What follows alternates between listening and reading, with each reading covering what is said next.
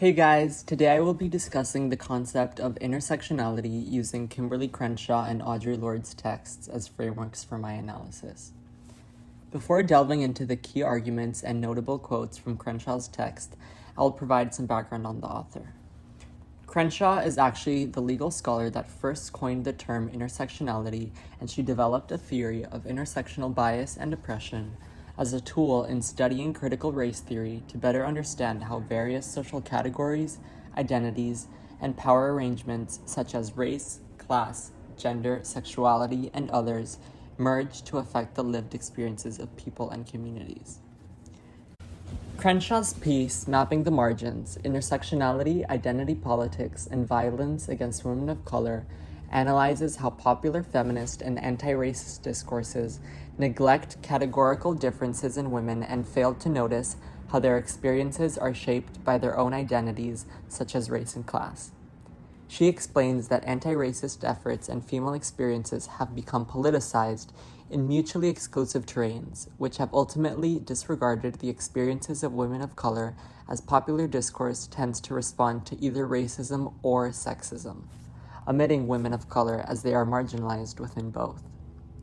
Crenshaw argues that it is at this intersection of race and class that we see fundamentally new forms of oppression and discrimination, as the experiences of Black women cannot be captured entirely within race and gender discourse, since these concepts are primarily analyzed separately.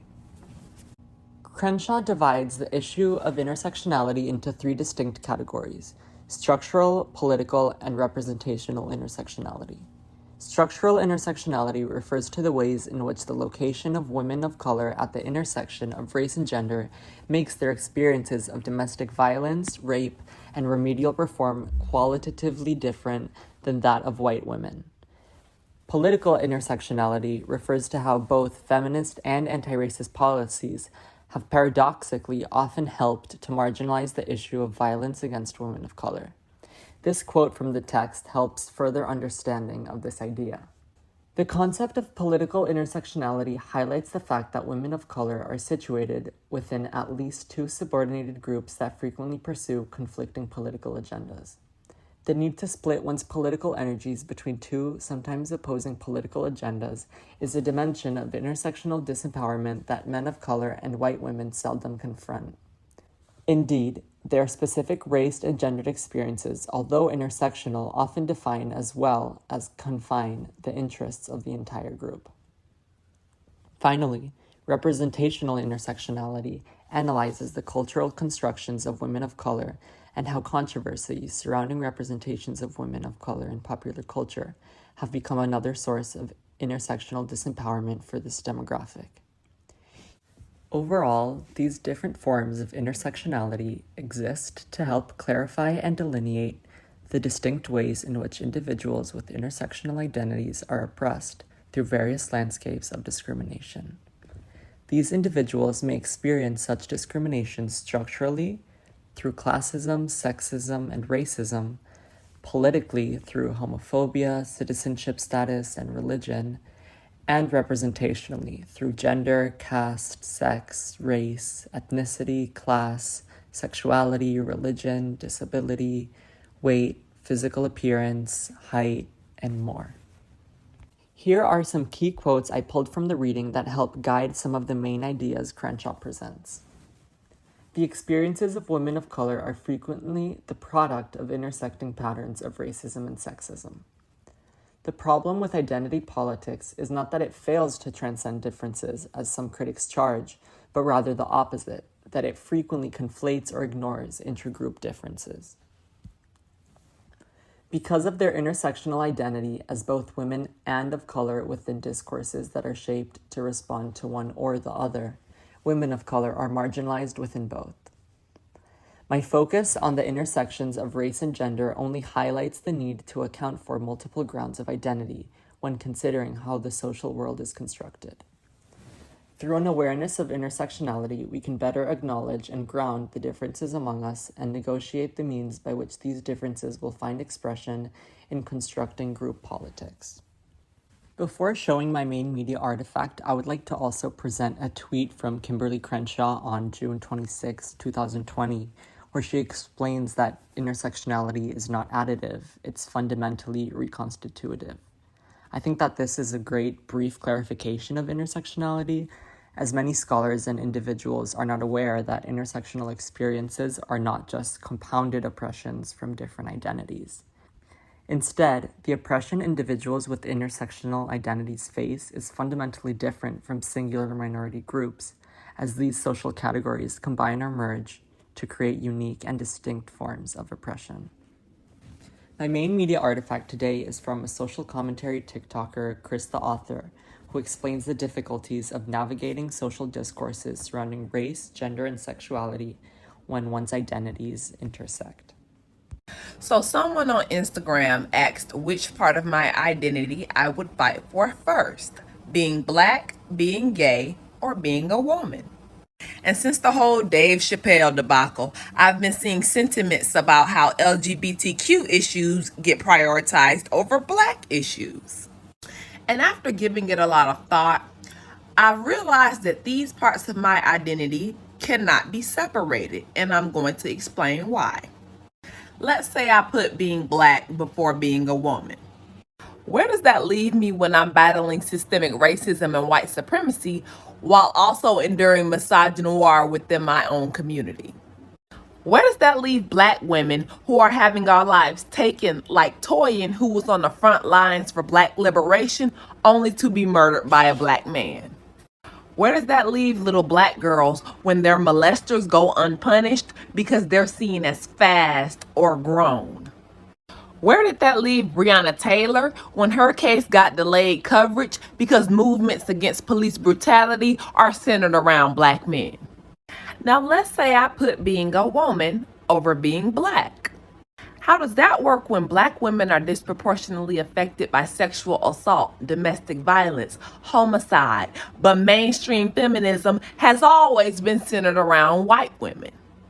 How does it work when white women continue to benefit from the oppression of black men and women? And my queerness can't come before my blackness. Not when my blackness is far more identifiable. Not when a lot of white people refuse to acknowledge that despite being queer, they still hold power and privilege over black people. And lastly, how can I put being black over being LGBTQ? When little black kids are being abused, unaliving themselves, being left homeless, having to sell themselves, all because they're queer. When just last week, me and my girlfriend were disrespected by a black man, all because we dared to hold hands in public. How does it work when my brothers and my sisters believe that my existence as a queer person is destroying the black community? Y'all are fine with Dave Chappelle spreading narratives that oppress black trans people as well, but us being on TV is an agenda. So at the end of the day, my existence is intersectional, and so is my oppression. Putting certain parts on the back burner will always leave me marginalized in some way. And if I have to shrink any part of my identity to fit in with y'all's movements, then I have to create my own. Don't be in my comments calling me a queen when you agree with me if I'm going to become a bitter black bitch when you don't. Because my last video lets me know that a few of you are confused. If you are here for my feminist content, but you have a problem with me prioritizing black women, then evacuate. You are not safe here. If you enjoy my LGBTQ content, but you think that your orientation excludes you from anti-blackness, psych, you thought you had a friend. Lastly, if you enjoy my videos on systemic racism and pro-blackness, but you're also homophobic, baby, you're in the wrong place. How did you get here? Y'all, I'm not a sugar cookie, okay? I'm not going to be palatable to everyone. Matter of fact, it's giving oatmeal raisin. You're going to see one video and think that it's chocolate chip, but then when you bite into it, you're gonna be mad. I'm warning y'all now. So I chose this media artifact because I really think it appropriately frames the difficulties many women of color face due to their intersectional identities. They can't put part of their identity over others and must instead fight for all their identity traits equally. Individuals are multifaceted, and each part of their identity affects how they experience the next. I think it's very interesting how the intersectionality of minority groups goes unnoticed so often, as many people are not aware of the fact that they only listen to and validate a minority group when it's led by people who only identify as that singular minority. I think it's very telling how people strip a minority movement the second there is an intersection, as if there is a selection of importance of sorts. These ideas can be applied to the Black Lives Matter movement, for example, as many individuals preach Black liberation and safety until they realize these beliefs should extend into all Black lives, including Black trans, disabled, female, or other queer lives. Similarly, this concept can also be applied to queer communities, as some individuals claim to support gay rights, forgetting to acknowledge the existence of queer people of color and women. The feminist movement has also experienced controversy, as it tends to focus on white, cis, heterosexual women. Overall, these identities cannot be separated, and individuals should not feel forced to choose their identity or pick a side to cater to the mutually exclusive discourses surrounding race, class, gender, sexuality, and more. Although it is not from the class reading, I also want to include this quote from Crenshaw that explains the necessity of implementing intersectionality into racial and sexual discourse, as such analyses must acknowledge intersectional identities to fully address the social issues argued. Because the intersectional experience is greater than the sum of racism and sexism, any analysis that does not take intersectionality into account cannot sufficiently address the particular manner in which Black women are subordinated. Finally, my guiding questions for you guys are the following. We have discussed the idea that race and gender are social constructions that are inseparable from one another. What does Crenshaw mean when she says women of color are marginalized within both? Why do minority women suffer of multiple subordinations? My second question: is one facet of identity, such as race, gender, sexuality, etc., more visible or privileged than another? Consider how an ideal whiteness and white privilege, despite its invisibility, creates and perpetuates dominant narratives and controlling images. Transitioning into Lord's short one-page piece, this text argues that there can be no hierarchies of oppression. As Chris, the author, also mentioned, one cannot simply place intersecting identities in a hierarchy, as they fundamentally converge and reframe oppression intersectionally. I think these quotes are useful for understanding Lord's perspective and stance on intersecting identities and the impossibility of cherry-picking or neglecting certain identities in social discourse. These key quotes from Lord's piece further illustrate the experience of living as an individual with intersecting identities. Within the lesbian community, I am Black, and within the Black community, I am a lesbian. Any attack against Black people is a lesbian and gay issue, because I and thousands of other Black women are part of the lesbian community. Any attack against lesbians and gays is a Black issue, because thousands of lesbians and gay men are Black. There is no hierarchy of oppression. I cannot afford the luxury of fighting one form of oppression only. I cannot afford to believe that freedom from intolerance is the right of only one particular group.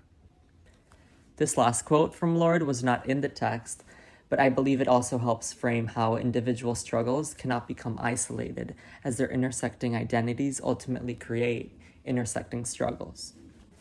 There is no such thing as single-issue struggle, because we do not live single-issue lives. Before I go, I want to leave you with two final questions that may further aid in critically understanding the effects of intersectionality, how it functions in contemporary society, and how we interact with the concept in our daily lives. What do we all need to be vigilant of to ensure we do not further contribute to marginalizing individuals and groups with intersectional identities, and to ensure we account for their full social inclusion? What are the dominant oppressive power dynamics at play, and how should they be accounted for and addressed? Intersectionality has been historically excluded from academic discourse surrounding race and gender. What tactics or strategies do you believe critical race theorists should adopt to increase conversations and discourse surrounding this concept?